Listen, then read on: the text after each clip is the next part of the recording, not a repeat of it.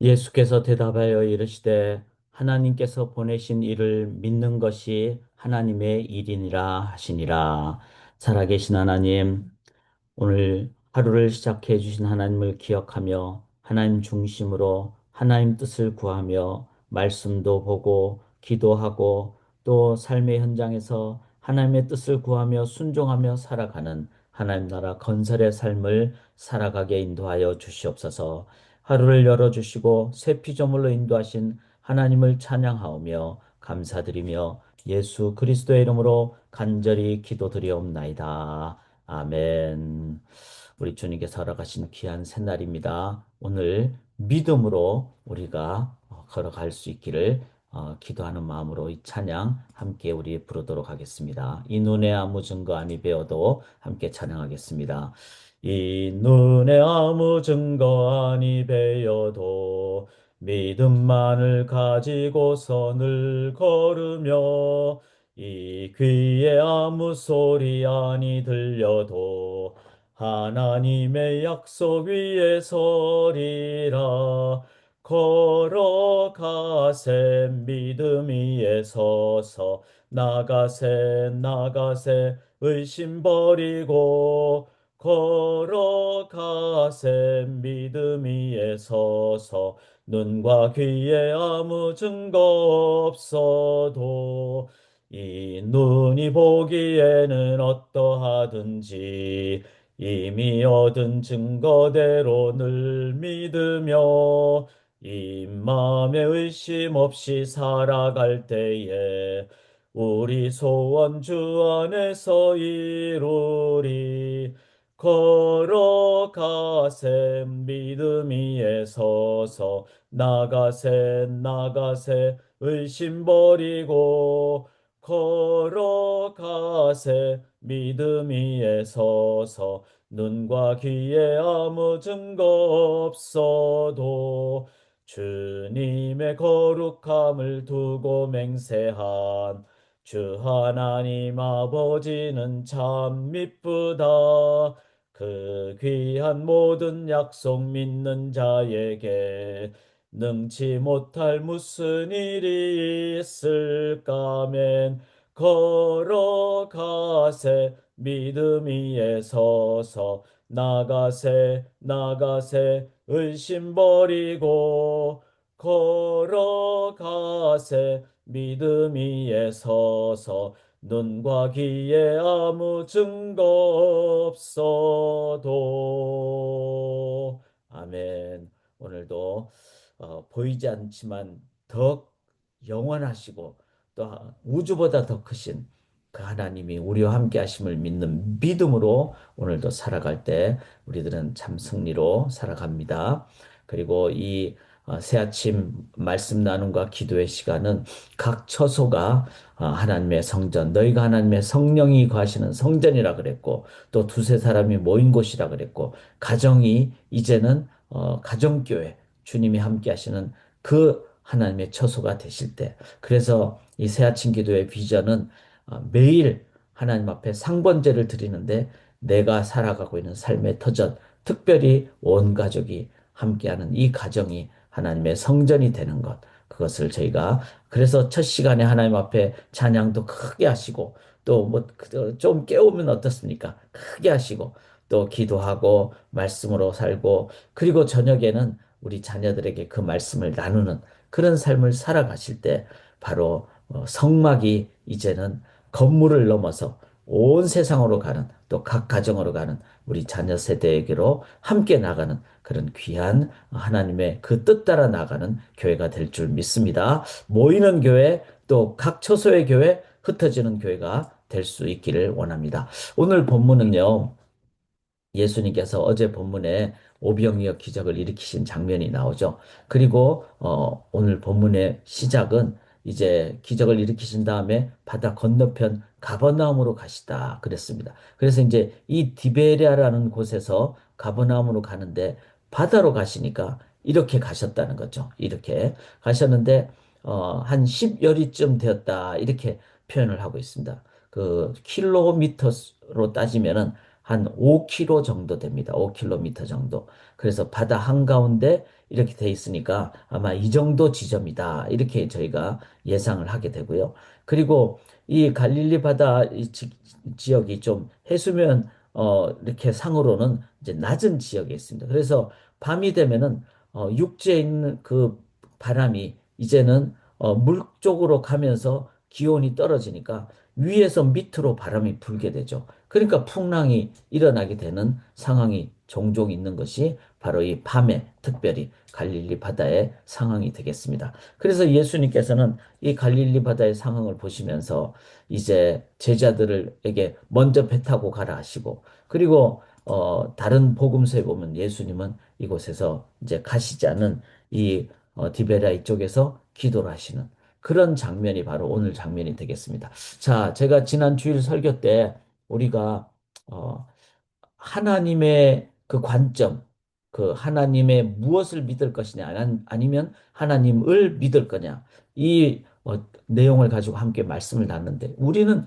너무나 우리가 내 중심으로 살 때가 많습니다. 그러다 보니까 신앙생활을 오래 해도 계속 하나님의 무엇을 믿을 때가 많죠.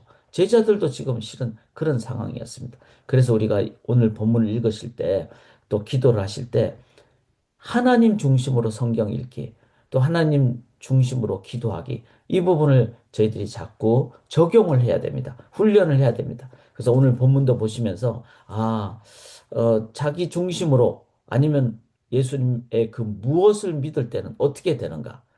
또 반대로 예수님을 믿을 때는 어떻게 되는가? 나는 이 본문을 보면서 예수님 중심으로 본문을 읽는 것도 중요하다. 읽는 것이 중요하다. 자, 그렇게 생각하시면서 제가 말씀 앞으로 나가기로 원합니다. 16절에 보시면은 저물매 이랬어요. 그러니까 이제 그날 하루 종일 예수님이 말씀 나누시고 오병이어 기적을 베푸시고 그러면서 예수님께서 떠나가시죠. 왜냐하면은 사람들은 자꾸 자기 중심적으로 예수님 왕을 삼으면은 우리가 먹고 살겠구나. 이래서 억지로 임금 삼으려는 줄 아시고 예수님이 떠났어요. 예수님은 떠나면서 하나님 중심이 되기 위해서 어떻게 했습니까?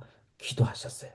그리고 제자들을 훈련시키기 위해서 먼저 배를 타고 보냈다는 거죠. 자, 가버나움으로 가는 중에 이미 어두웠고 예수는 아직 그들에게 오시지 아니하셨더니 자, 예수님이 이제는 저쪽에서 디베랴 쪽에서 이제 기도하고 계시고 그런데 제자들은 배를 타고 이제 가고 예수님이 다른 배를 타고 오시지 않은 그런 상황이었어요. 그런데 큰 바람이 불어 파도가 일어나니 말씀드렸듯이 이 지형 자체가 그렇고 우리가 살면서 인생을 살아가면서 이렇게 풍랑이 있는 때가 있죠. 12월이쯤 가다가 저 5km 정도까지 갔다는 거예요. 이게 바다에서 5km는 아주 먼 거리입니다. 자, 당신은 더 그랬겠죠. 이런 상황이니까 사람이 상황을 봤을 때는 밤이 됐죠. 풍랑이 일어났죠. 먼 거리 왔죠. 예수님만 안 계시죠. 이렇게 되니까 제자들은 다 눈에 보이는 외적인 것만 보는 이렇게 된 상황이라는 겁니다. 자, 우리는 육신의 눈을 가지고 무엇을 봐야 될까요? 외적인 것도 봐야 되지만 그 위에 계시는 주님, 그것을 주관하시고 다스리시고 인도하시는 그 하나님을 보는 그 영적인 눈을 뜨는 것이 우리가 바로 하나님을 믿는 신앙이 된다는 거죠. 그런데 이거를 예수님이 훈련시키기 위해서 제자들이 막 힘들어하고 이랬을 때 우리가 꼭 가져야 될 자세는 뭘까요? 우리 주님은 우리 눈에 보이는 것 넘어서 계시는 분. 그래서 풍랑 가운데 제자들만 있는 것 같지만 이미 예수님은 하나님께 기도하고 계시고 또 바다를 걸어오시고 그리고 주님은 우리와 함께 하시는 분. 자, 이 주님 중심으로 우리가 성경을 읽고 오늘도 살아갈 수 있기를 원합니다. 사랑하는 여러분, 오늘 어떤 상황을 만나시더라도 주님은 임마누엘로 함께 하십니다. 어떤 상황을 만나더라도 주님은 여호와 이레로, 여호와 니시로, 여호와 라파로 함께 하시고 인도하시고 치유하시는 분이십니다. 그 주님 바라보시고 그 주님 의지하심으로 그래서 21절에 배로 영접하니 이제 내 삶에 주님을 계속 영접하는 요한복음 1장 12절에 그 영접하는 자, 그 상황을 계속해서 우리의 삶에서 주님을 영접하시고 주님을 나의 주님으로 고백하며 나아가실 때 우리들은 가장 두려울 수 있는 상황에서 오히려 하나님의 살아계심을 증거하게 됩니다. 다들 두려워할 때, 이 제자들 중에 한 명이라도 다들 두려워할 때, 아, 주님 우리와 함께 하십니다. 나는 주님 때문에 평안합니다. 제가 지난주 설교 때 평안, 샬롬의 의미가 뭐라고 그랬습니까? 그것은 제자리에 있는 것이라 그랬습니다. 하나님이 제자리에 계시다는 건 뭘까요? 하나님은 천지보다 더 크신 분이신데 지금 눈에 안 보인다고 하나님이 안 계십니까? 지금도 함께 하시고 또 이 풍랑이 있다고 하나님이 없어집니까? 풍랑 위에서 계시는 분. 구름 위에 계시는 분, 이 하나님을 우리들이 바라보는 그 믿음으로 나아가실 때, 그게 바로 하나님은 내 삶의 모든 곳에 풍랑 위에 계시고, 구름 위에 계시고, 임마누엘로 계시고, 그 하나님이 그 하나님의 내 인생의 자리에 계실 때 우리는 평안합니다. 샬롬을 누립니다. 그 샬롬을 누릴 때 우리는 주위의 사람들을 향해서 우리는 두려워 마십시다. 하나님은 내 마음 안에 평안으로 계십니다. 그 하나님의 평안을 함께 나눕시다. 이게 바로 증인의 삶입니다. 사랑하는 여러분, 이제 그 주님을 바라보면서 나아갈 수 있기를 원합니다. 예수님을 떡을 주시는 분으로만 그렇게 기적으로만 찾을 때 예수님은 너희들이 나를 찾는 것은 표적을 본 까닭이 아니요. 즉 표적은 뭡니까? 바로 기적을 넘어 왜 일을 행하시는 그 주님을 바라보는 즉 주님께서 행하신 그 무엇을 넘어서 주님을 믿는 신앙을 가지실 때 우리가 주님은 지금도 우리와 함께 하신다. 이거를 기억하실 때 우리들은 기적을 넘어 표적을 믿는 신앙인이 됩니다. 예수님이 그렇게 말씀하시죠. 29절에 하나님께서 보내신 이를 믿는 것이 하나님의 일이라. 사랑하는 여러분, 그 하나님이 내 인생의 주인이 되실 때 우리는 참된 평안을 누리게 됩니다.